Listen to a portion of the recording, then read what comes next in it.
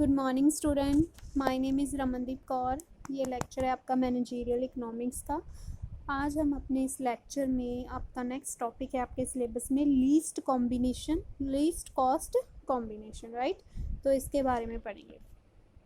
तो first of all हम देखते हैं कि लीस्ट कॉस्ट कॉम्बिनेशन का मतलब क्या है। ठीक है, a rational firm would combine the various factor of production, its production function in such a way that with the minimum input and maximum output is obtained at the minimum cost।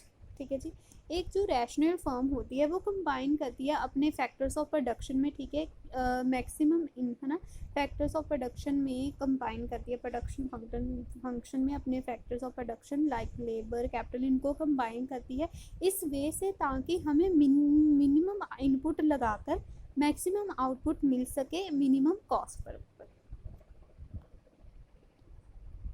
ठीक है, कि हमने production factors जो हमारे होते हैं उनको इस तरह लगाना है कि हमारी इनपुट जो है वो कम से कम इनपुट लगे, उसके साथ हमें कम से कम इनपुट के साथ साथ हमें आउटपुट जो है ज़्यादा हो और हमारी कॉस्ट भी कम हो। इस कॉम्बिनेशन को हम लीस्ट कॉस्ट कॉम्बिनेशन बोल देते हैं, राइट।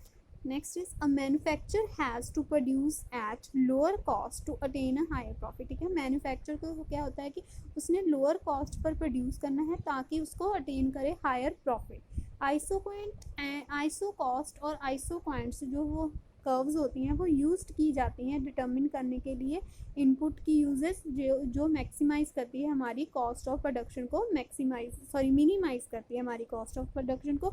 इस तरह इनपुट्स को यूज़ करती है। Next is assumptions of least cost curve. इसकी क्या क्या अजम्पशंस है हमारी लीस्ट कॉस्ट कॉम्बिनेशन की, क्या मतलब उसकी अजम्पशन मीन्स क्या क्या मानताएं हैं। ठीक है, तो फर्स्ट इसकी अजम्पशन है there are two factors of production, labour and capital. कि फैक्टर्स ऑफ प्रोडक्शन दो ही होंगे, लेबर और कैपिटल। उसी से उन्होंने अपनी लीस्ट कॉस्ट कॉम्बिनेशन को डिटर्मिन करना है। तो सारे यूनिट्स ऑफ है ना लेबर और कैपिटल जो है वो होमोजीनियस होंगे। Homogeneous mean similar, same. ठीक है, तो लेबर एंड कैपिटल दोनों जो हैं सेम होमोजीनियस होंगे। Next is the price of unit of labour and capital R given and cost. ठीक है, जो प्राइसेस हमारे पास जो लेबर का प्राइस है और जो कैपिटल का प्राइसेस है वो हमें गिवन हुआ होगा और कांस्टेंट होगा, वो फिक्स्ड होगा, वो चेंज नहीं होगा। The firm aims at profit maximisation, और फर्म का मेन एम होगा कि उन्होंने प्रॉफिट मैक्सिमाइजेशन करनी है कि ज़्यादा से ज़्यादा हम उनका प्रॉफिट हो, कॉस्ट जो है वो कम हो, इनपुट जो है वो कम लगाएं, आउटपुट ज़्यादा हो और उससे हमारे मैक्सिमम प्रॉफिट हो। ठीक है, तो ये इसकी चार अजम्पशन थी कि दो फैक्टर्स होंगे लेबर एंड कैपिटल और दोनों जो है होमोजीनियस होंगे, प्राइस गिवन होगा और कांस्टेंट होगा और फर्म का एम होगा प्रॉफिट मैक्सिमाइजेशन, राइट। नेक्स्ट इसका फॉर्मूला होता है द लीस्ट कॉस्ट कॉम्बिनेशन में बी स्टेटेड। फॉर्मूला इसका है कि marginal productivity of labour divide by price of labour is equal to marginal product of capital and price of capital. ठीक है जी, MPL over PL is equal to MPC PC।